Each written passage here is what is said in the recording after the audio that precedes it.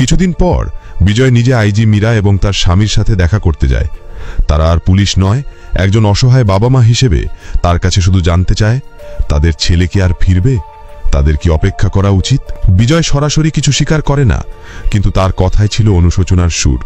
সে একটা গল্প বলে, একদিন এক অচাওয়া অতিথি আমার ঘরে ঢুকে আমার পরিবারকে ধ্বংস করতে চেয়েছিল। আমরা তাকে অনেক অনুরোধ করেছিলাম, কিন্তু সে শোনেনি। তাই আমরা তাকে এমন একটা জায়গায় পাঠিয়ে দিয়েছি যেখান থেকে সে আর কোনোদিন ফিরে আসতে পারবে না। কি ভাবছেন, বিজয় কি ঠিক করেছিল নাকি ভুল? আইন নিজের হাতে তুলে নেওয়া কি কখনো সঠিক হতে পারে? এই প্রশ্নগুলোর কোনো সহজ উত্তর নেই।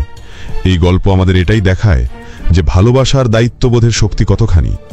একজন সাধারণ মানুষ শুধুমাত্র তার পরিবারের সুরক্ষার জন্য পুরো সিস্টেমের বিরুদ্ধে গিয়ে এমন এক অবিশ্বাস্য লড়াই লড়েছিল। এই গল্প আমাদের শেখায় যে বইয়ের জ্ঞানই শেষ কথা নয়, জীবনের অভিজ্ঞতা আর বুদ্ধির জোর তার চেয়ে অনেক বেশি শক্তিশালী।